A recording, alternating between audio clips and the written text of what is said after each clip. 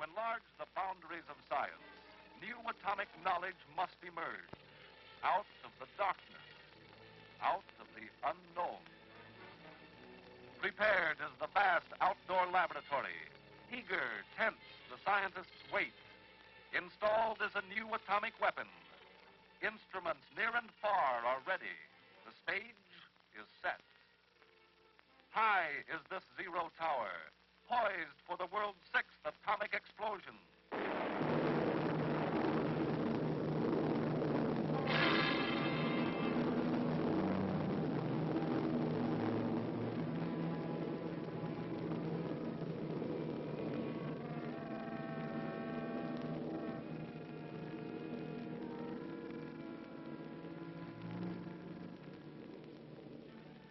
What had been a pillar of fire in the darkness is now a pillar of cloud by day, symbol of Operation Sandstone.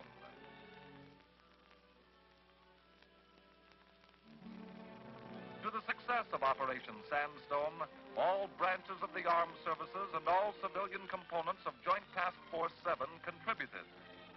But this account is the story of the Navy's contribution.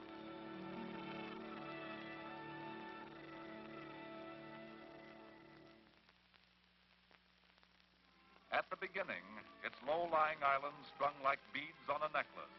Eniwetok is like many other atolls of the Marshall Islands. Surf-washed coral reef, studded with a regular pattern of coconut groves laid out long ago.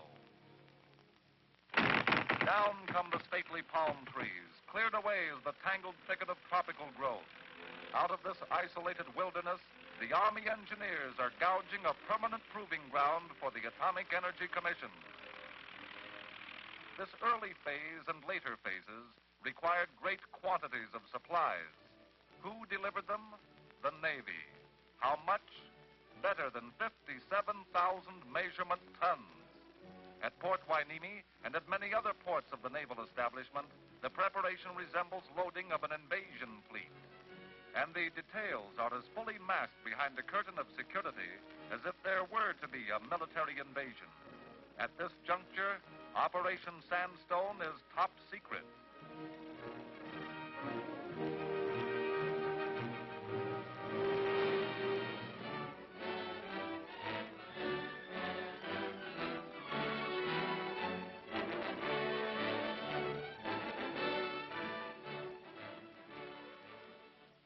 Meanwhile, on the other side of the world, the work of setting up a proving ground proceeds at swift pace.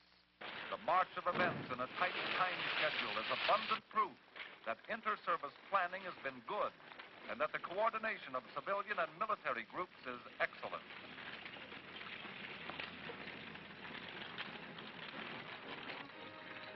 Helping to preserve this coordination is a flotilla of Navy and engineers' small craft, performing essential, though not spectacular, tasks.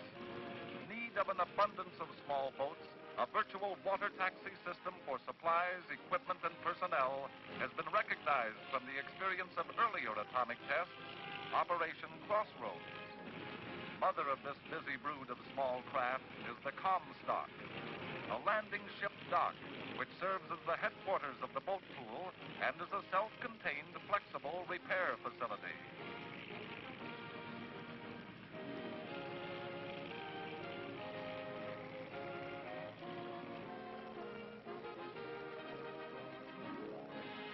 For operations of a Navy patrol bomber detachment, extensive maintenance and repair activities are established ashore.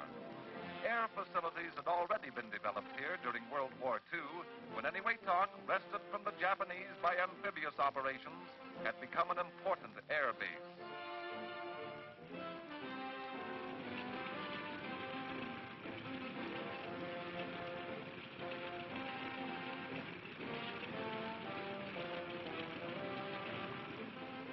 Anchored a short distance offshore is the tender Gardiner's Bay, serving as a seadrome for far-ranging seaplanes assigned to many security missions.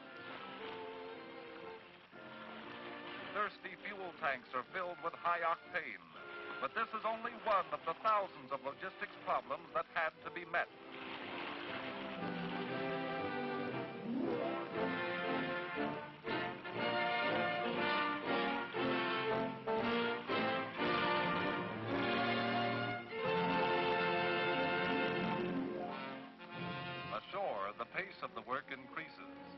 Here again, logistics play a major role. Fuel for the machines, tools for the men, cement by the multiple ton, all brought thousands of miles to create for the Atomic Energy Commission at this remote outpost an atomic test ground. Dominating the proving ground and its many installations are the 200-foot zero towers and the 75-foot photo towers. Disposed at various distances from the zero towers, experimental blast structures of the Navy's Bureau of Yards and Docks go up. Able to beach itself during loading procedures, an LSM has been chosen for the task of laying a submarine cable, another Navy function. The armored cable is to link the islands of the proving ground into a timing and instrumentation network. The network is to be of great dimension, and yet must satisfy demands for precision rarely ever before attempted or achieved in experiments of such scope. Under the supervision of a Coast Guard officer experienced in cable work, the job of laying nearly 1 million feet of cable is accomplished despite many obstacles. Splicing the cable, even with personnel expressly trained, is the crucial factor in meeting the operational deadline.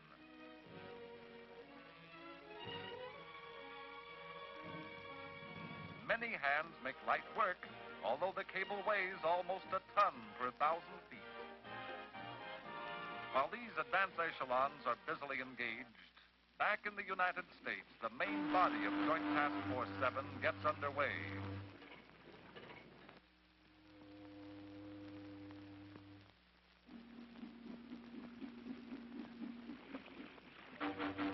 Departure of the task force signifies that after 6 months of preparation, the critical phase of the operation at last is at hand.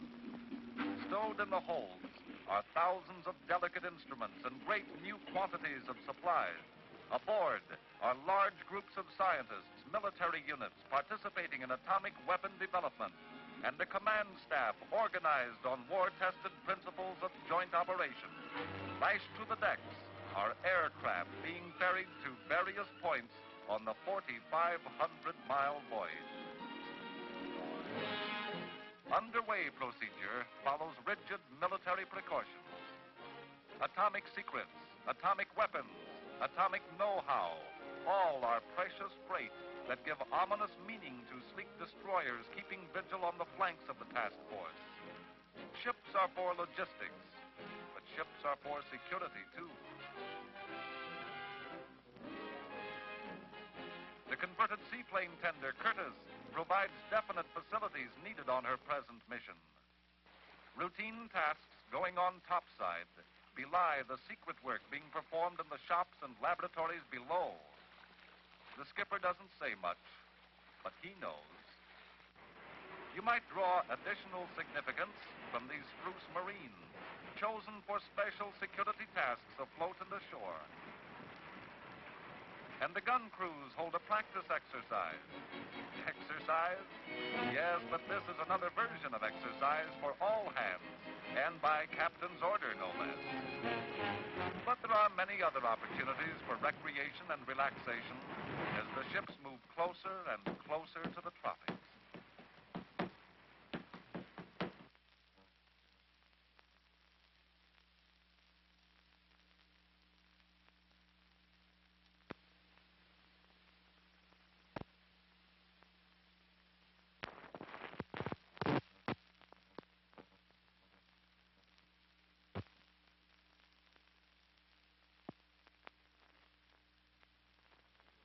Serving as the principal laboratory ship and as home and headquarters of the scientific staff is the Albemarle, sister ship of the Curtiss. Like other ships of the force, she is a weather station gathering data for daily forecasts.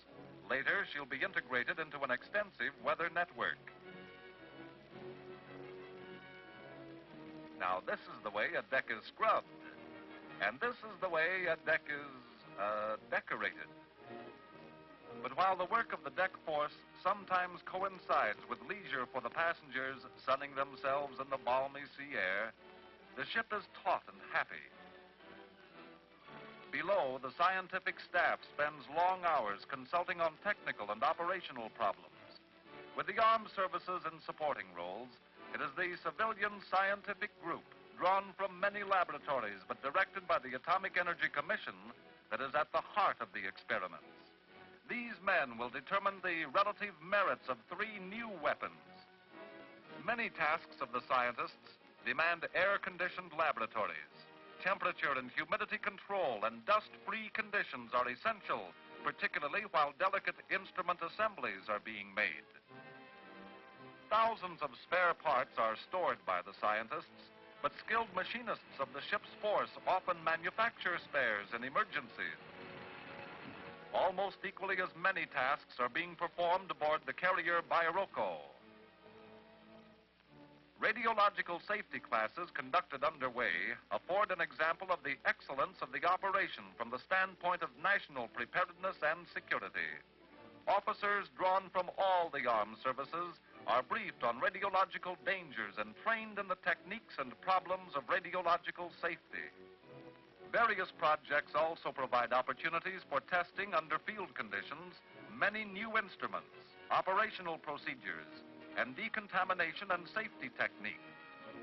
The laboratories on the Bairoko, hence, are important at all stages of the operation.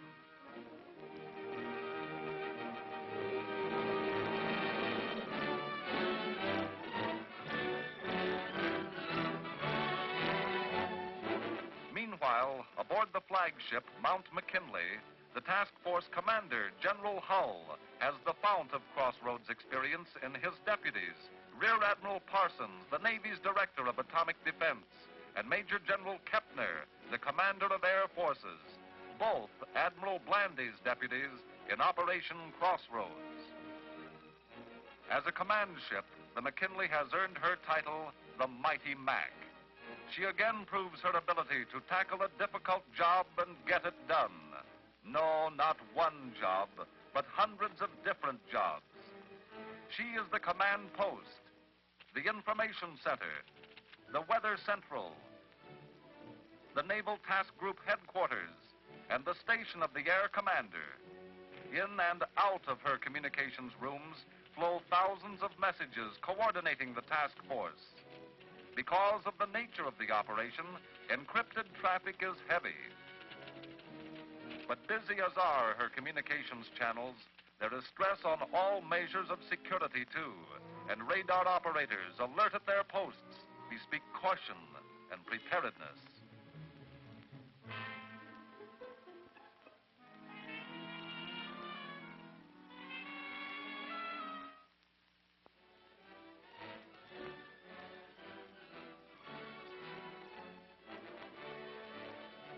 But as the main body of the task force heads for the forward areas, there is now an increased emphasis on airlift, particularly to Kwajalein, busy hive of air activity. Considerable rehabilitation has been conducted of facilities little used since World War II, or Operation Crossroads. Airlift is important in the logistics plan, for it telescopes time and abbreviates distance, linking the continental United States to the Marshall Islands.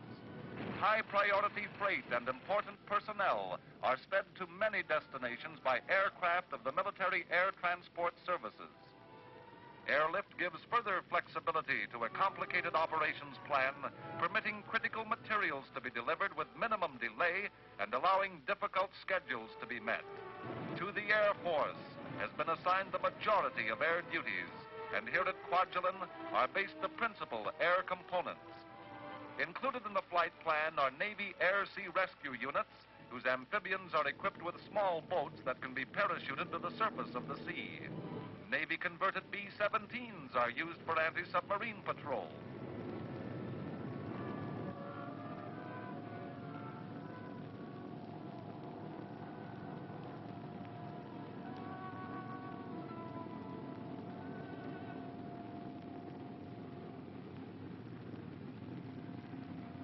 "356 miles away, the airstrips at Eniwetok Island are being prepared for drone aircraft operations, also conducted by the Air Force.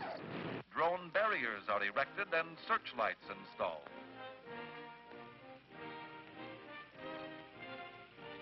Certain areas of the proving ground are leveled. while at other points, earth barricades are formed to absorb or deflect the expected blast pressures. Activity reaches high pitch. Now hundreds of jobs are being done at once. Work, work, work.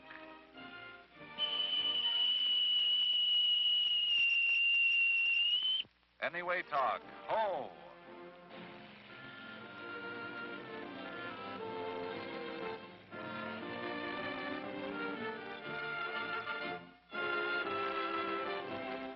The main body of the task force arrives and anchors in the lagoon.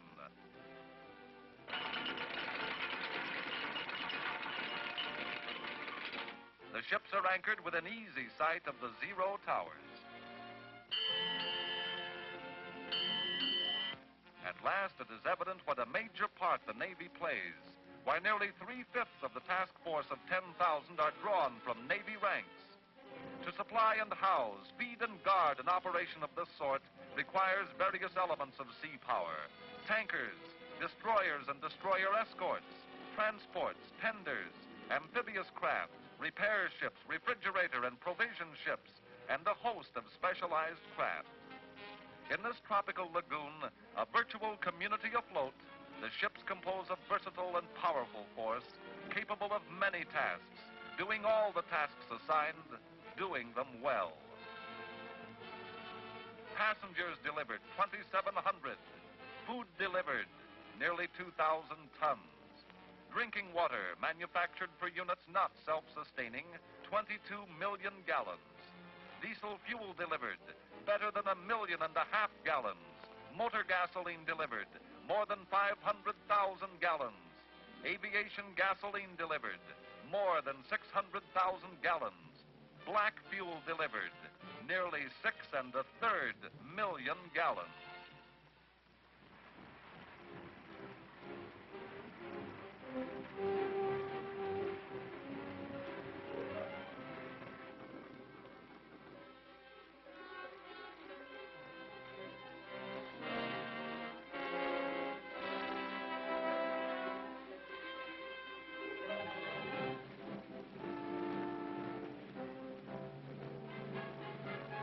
Men and equipment go ashore. Many phases of the instrumentation projects must still be carried out.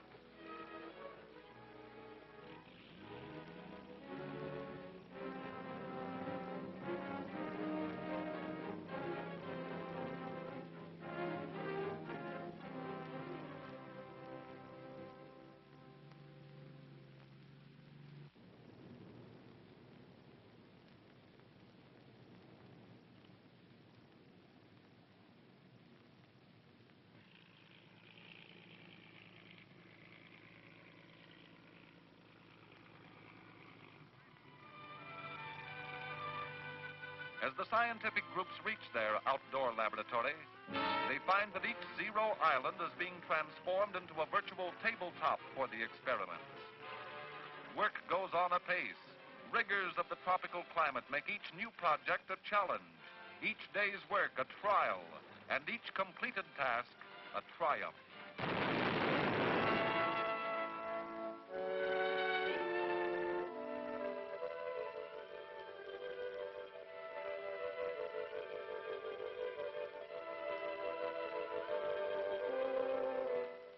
Will the job be done on time? It must be done on time. But there is sweat beneath the pitiless sun, and the coral sand, now robbed of its vegetation, provides many a trap for even those vehicles designed to operate on difficult terrain.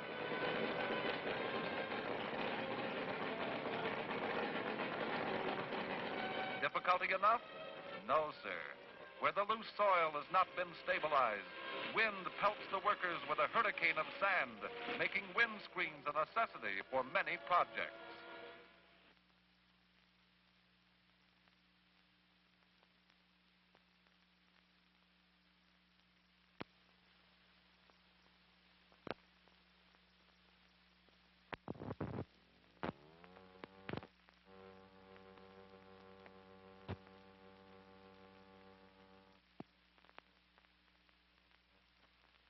In a dual experiment by Los Alamos scientists to detect the presence of neutrons at various distances from the Zero Tower, cables are set out.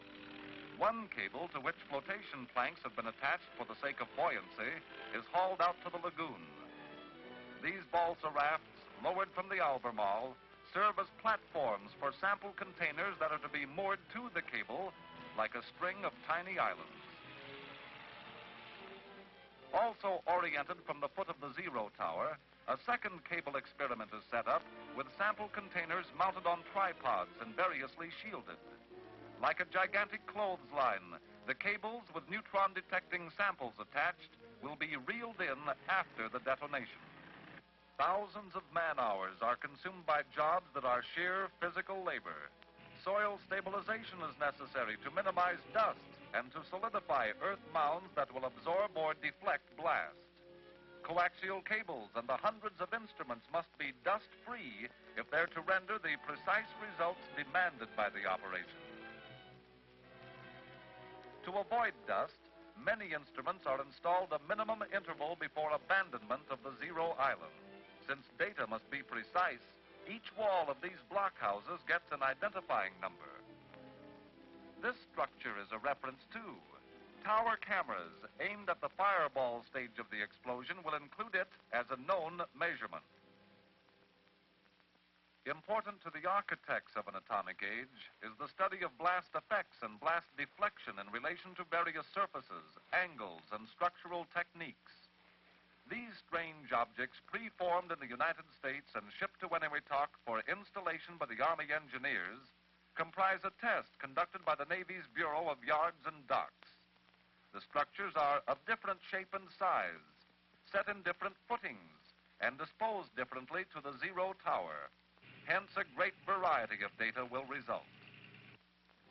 To make certain that atomic secrets are safeguarded is the job of the Security Force, a combined civilian-military group who have charge of segregated areas and who make certain that access to these areas is granted only to authorized personnel.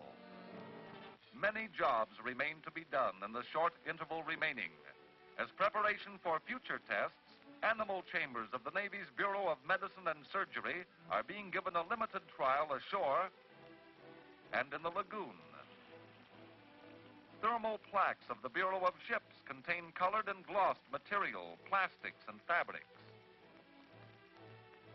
Gamma stations have collimating tubes correctly aimed to channel radiation from the fireball and the rising cloud, to which ionization chambers within the shelter must be aligned.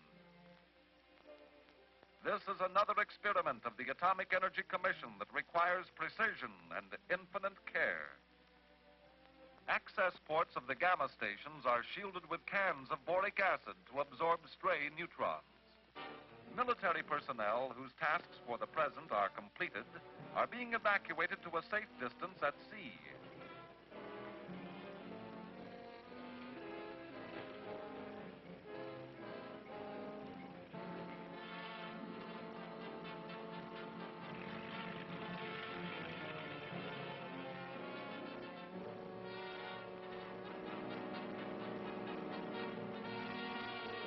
Once afloat, they are again briefed in shipboard procedures to guard against all emergencies. Security measures are even more painstaking as events go ahead with slow crescendo. Radio facsimile brings weather information that is added to the great flow of communications traffic aboard the Mount McKinley. Only with such a flow of information can General Hull and his staff coordinate the great undertaking. Disposition of the Navy units is reported by Rear Admiral Dennebrink, the Naval Task Group Commander, while Major General Kepner gives the air status. With the staff so readily assembled for discussion of interrelated problems, flexibility is imparted to a complex operations plan. Weather information is vital, for weather is the crux of the time schedule.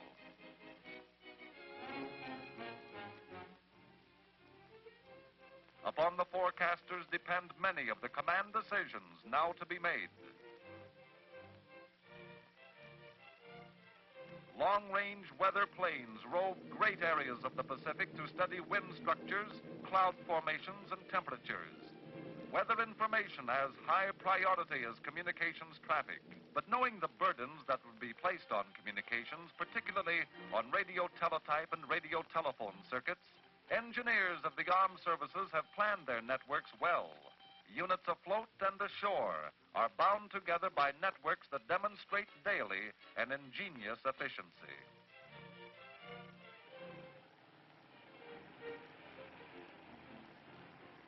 At Kwajalein, Air Force photoplanes are fueled and camera installations completed for full-scale dress rehearsal.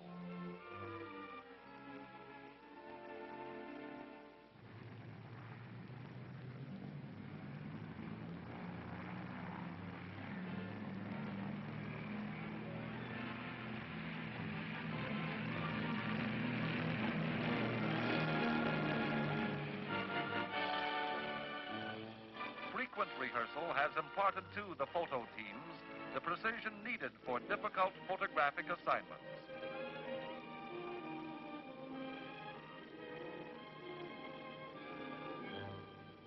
Of the photo towers at the proving ground, most interesting is that built on a coral shoal in the middle of the lagoon. Here, batteries of motion picture cameras running at various speeds to record the phenomena of atomic explosion will all be remotely triggered. Augmenting them are banks of still cameras. Last-minute projects are now being accomplished by scientific groups still on the Zero Island. Blast harps strung with soft wire are set out to give direct readings of blast pressures. Blast cans, called penny gauges, another economical method of obtaining direct readings of the blast, are put in place. Film, sensitive to gamma rays, is being distributed at hundreds of places, some exposed and some concealed in the blast structures. Navy experiments are many. This channeled device, called a film howitzer, will provide data on gamma penetration when angles are involved. Nearby, snugly tied in glass cloth, is a packet of medical samples. Between steel plates, representing various hull thicknesses, film will measure radiation penetration in relation to shielding. The Bureau of Ships also wants to study thermal effects and determine decontamination procedures in relation to these racks of paints, varnishes, enamels, woods, and plastics, all to be exposed to atomic explosion.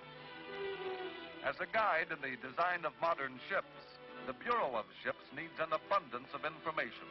And the Bureau of Medicine and Surgery, searching for a simple, inexpensive, but accurate index of exposure to gamma radiation, is testing these crystals that will change color according to the amount of irradiation. Such tests may have far-reaching effects in the exploration of many phases of an atomic era. Shielding afforded by cement is being studied, too. Biological assay material, exposed for Navy medical studies, is guarded from tropic heat and humidity by wrappings of glass wool.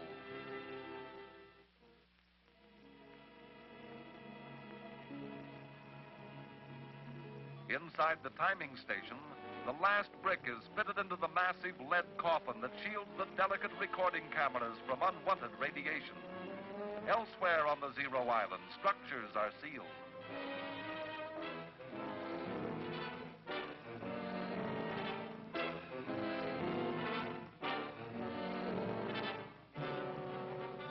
Sentinel against the sky, this colossus of a zero tower is a symbol of a job done, a weapon installed, a laboratory ready. Time is short. Security guards and the scientists are the last to leave.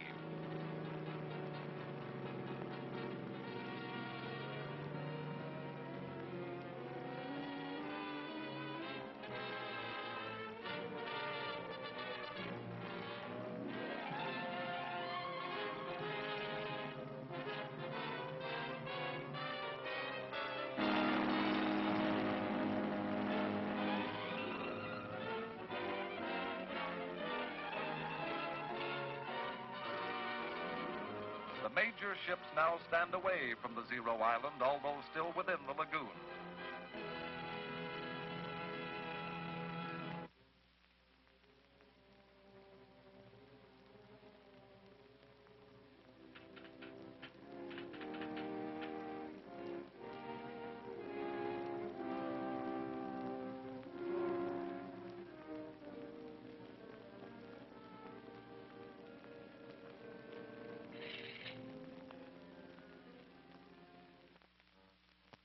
behind is the giant laboratory. Mute. Deserted.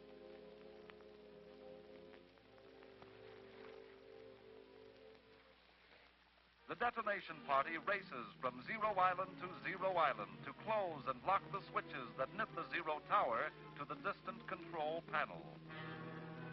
By radio telephone, frequent reports go to the scientific director.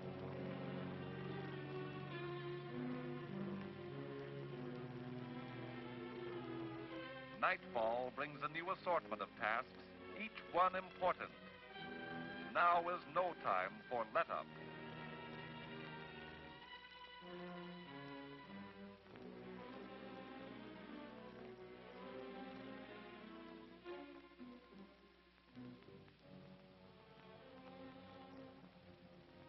The never-sleeping eyes of radar reach out, lest there be intruders into the deserted, restricted areas. Communications has a heavy responsibility. The entire task force has been stirred to intense activity. At any we talk, in eerie darkness, the Air Force drones take off with a perfection born of diligence and skill. They must plunge into the radioactive cloud on sampling missions.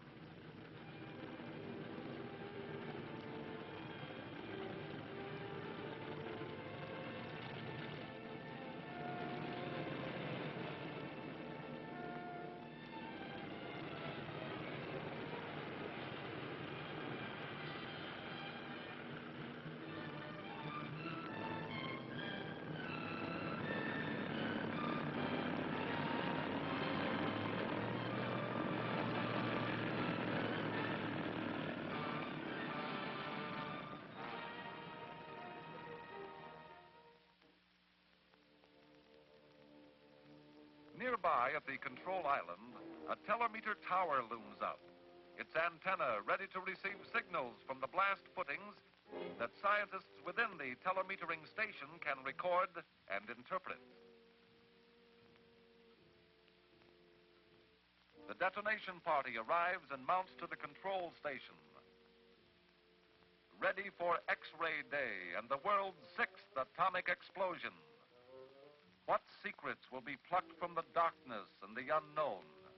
At what new frontiers does man stand? Stand by for final time signal. Stand by for final time signal. At the sound of the gong, it will be minus 20 seconds. Stand by.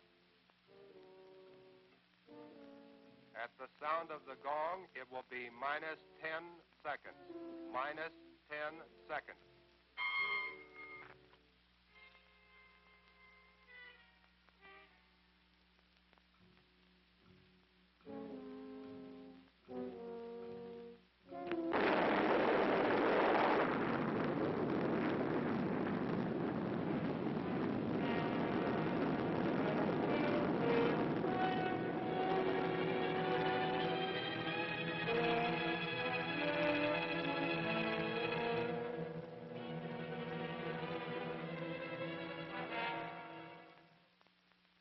Etched against the morning sky, drones start into the radioactive cloud to gather air samples. Helicopters head toward the Zero Island.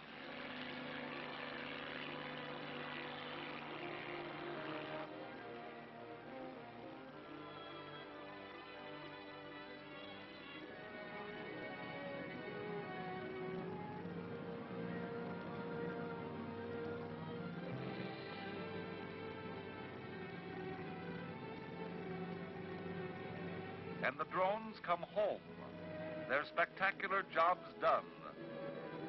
They have snatched radioactive samples from the cloud in special filter traps, samples that will give an index to weapon efficiency.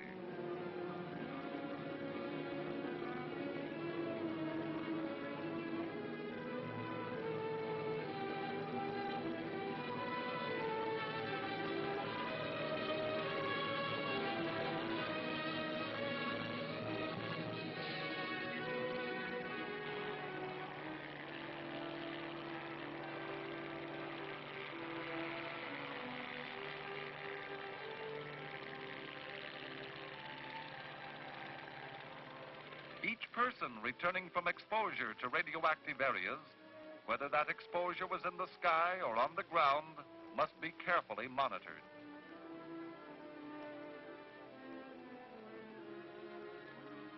Among the many missions performed by the Navy helicopters, swift recovery of samples from the water and land cables proves the versatility of these craft.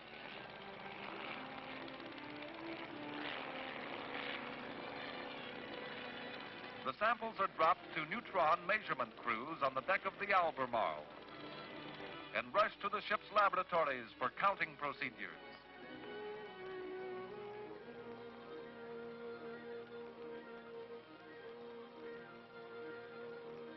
Helicopter shuttle service was a great boon to the scientific project.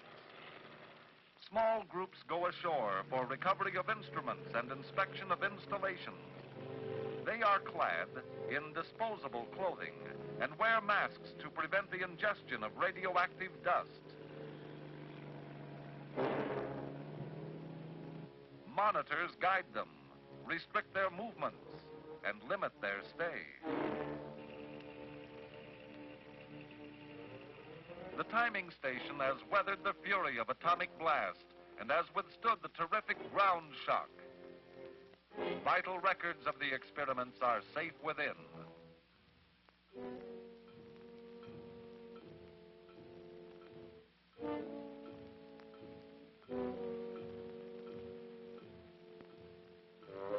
Everywhere are the telltale exhibits of the violence of the explosion. Some tell a vivid story and need no further explanation. Others require careful scrutiny. Assembly of data begins swiftly, although there must be no lingering in radioactive areas. Navy medical men gather up sample packets that will provide diversified material for careful laboratory analysis.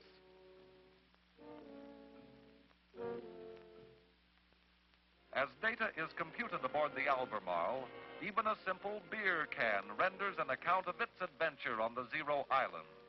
Weight of water in the crumpled can will give the scientist a direct reading of blast pressures from pre-computed tables. Other data has been recorded on negatives, which may be examined like this one.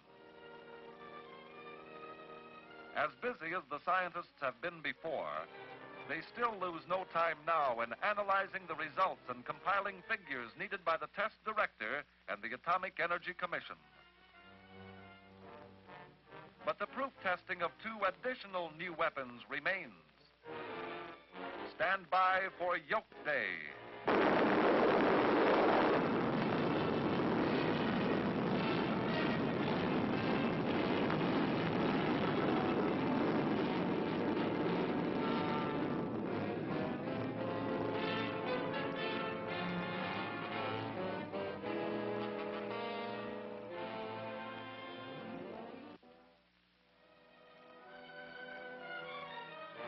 Stand by for Zebra Day.